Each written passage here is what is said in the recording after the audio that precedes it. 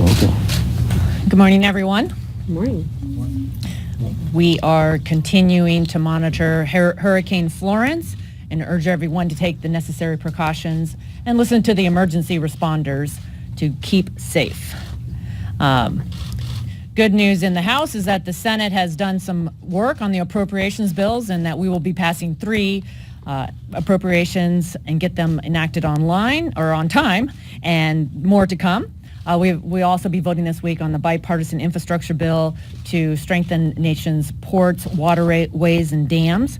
And today, the Ways and Means Committee will mark up the tax cuts legislation to make permanent the tax cuts for families and businesses. For jobs and a booming economy, this majority is getting things done. You know, for almost a decade, we had been asking, where are the jobs? In 2013, OMB had said to expect slower GDP over the long term. Slow growth was called the new normal. Now, the American people didn't accept this new normal. Neither did we. And we promised a better way 2 years ago.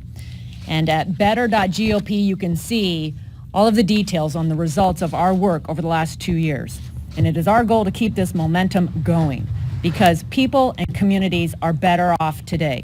People who were hit hardest during the recession are rejoining the workforce. Middle-class income hit an all-time high last year. Wages are growing at the fastest rate in 9 years.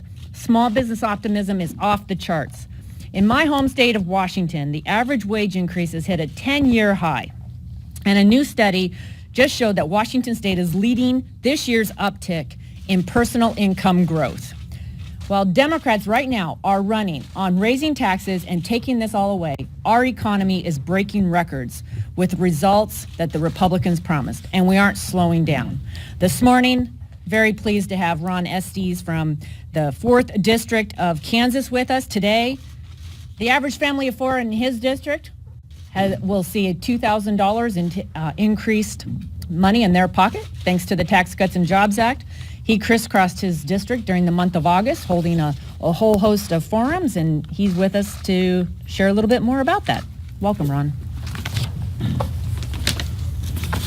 Well, thank you, and good morning. I want to echo the concerns. Our thoughts and prayers are going out for the folks that are in the path of Hurricane Florence. You know, I want to talk this morning about how folks in my district in South Central Kansas are better off now because of some of the great things we've done. As I went through the district during the month of August and focused on how individuals' lives, how businesses, how farmers, how our veterans are better off, we focused on seeing the difference between having an economy that only grew at 1.9% during the Obama administration versus now we're growing at 4.2%. And what that's translated into more opportunities, more jobs, more benefits for folks in my district. You know, we've had in Kansas over 24 businesses that have publicly announced that they're doing bonuses and or pay raises for their employees. One of the businesses in my state, a local bank, community-based bank, Legacy Bank, is one of the recent ones that announced that they're giving $1,000 bonuses per each employee. Just this summer, they've announced that. And in August, I met with them, and we kind of talked with some of the employees and the leadership team there, and their message there was that without the Tax Cuts and Jobs Act, they wouldn't have been able to do that. They wouldn't have been able to give that benefit for their employees.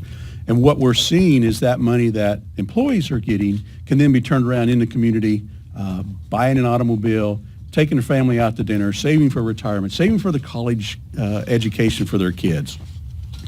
You know, Wichita Railway Systems, which is a local railroad car supplier, announced what we think is the largest bonuses, $3,000 to $6,000 for their employees.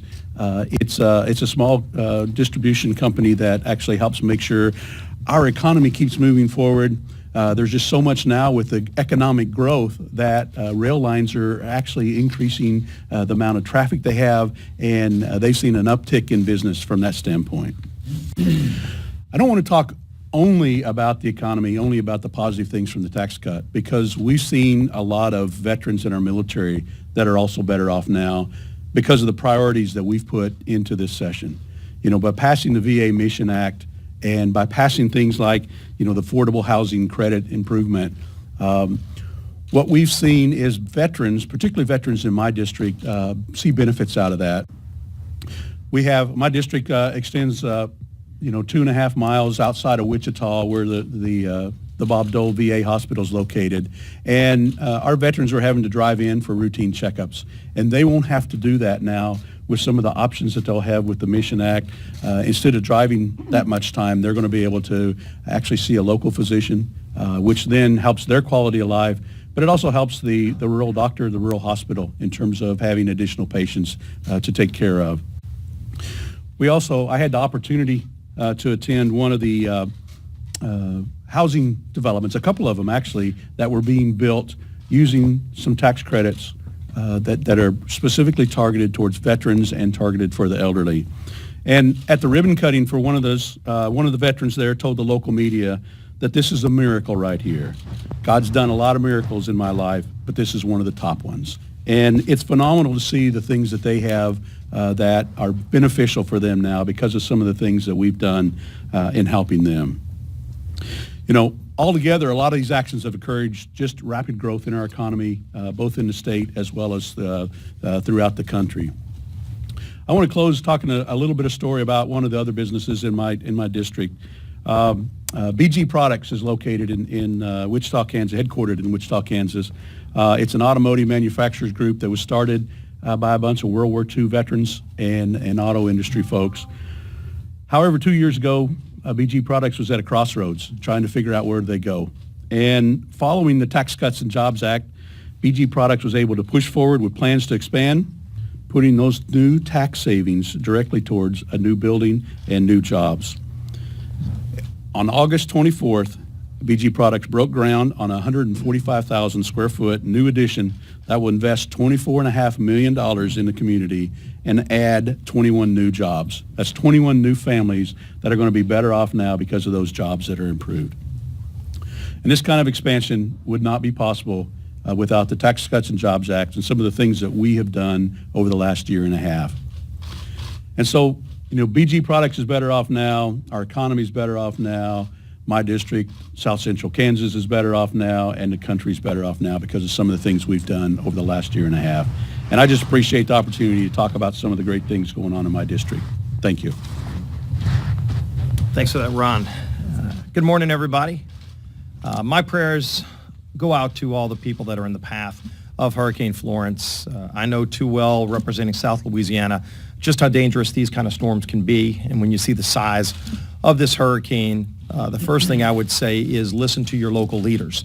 When you hear governors talking about evacuations, please take heed because it's important. The most important thing is to keep your family safe. You can shore up your house, take your pets with you, but if you're in the path of that storm and your local leaders are telling you to evacuate, please take heed and ultimately make sure that you're safe. And my office stands ready to help anybody that ultimately has to deal with the consequences, but hopefully everybody is safe through this tragic storm. I do want to talk about this great economy.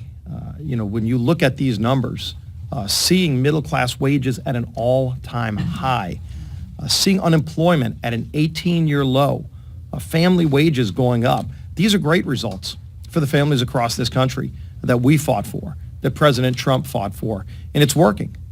In fact, the economy is doing so well that now you see Barack Obama trying to take credit for this great economic growth. I'm glad he recognizes that after 8 years of a dismal economy, of high unemployment, of people having no opportunity, we have finally been able to reverse so many of the radical regulations that Barack Obama put in place that killed the economy.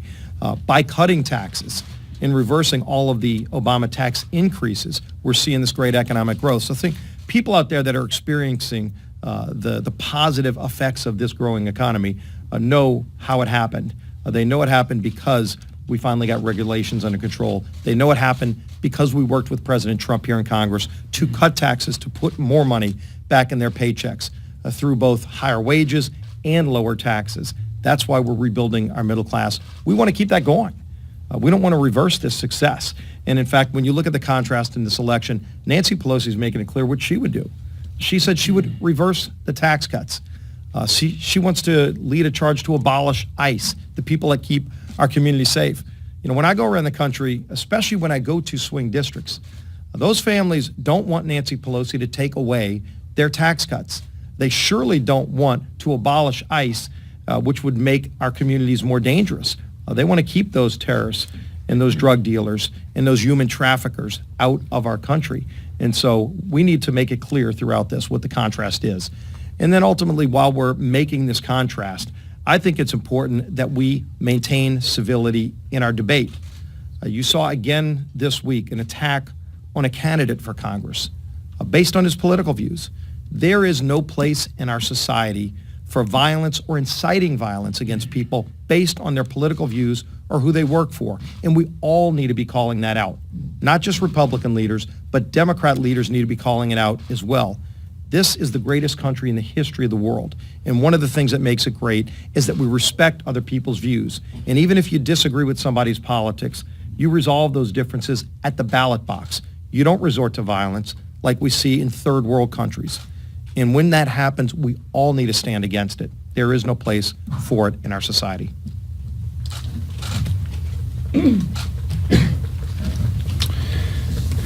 Judy and I want to send our prayers to the family who lost their loved ones last night. Many of you may know that my hometown of Bakersfield, there was a tragic act of violence. 6 individuals lost their lives. Bakersfield is unique in the aspect on these type of situations we will come together as one to work to get through this. And we continue to find more information of why it took place. I also want to keep in mind those who are facing the Hurricane Florence today. As you know, we have a busy week and we had a lot scheduled, but I informed the members that we'll be departing today after the vote on the appropriation bills, so members can catch their flights back to their districts. Some are still in their districts, but I want to make sure that everyone has the opportunity. There's a lot of important work being done, as you heard from the other members. There's a real difference between the results that have happened in this Congress, the results overcoming the resistance from the other side.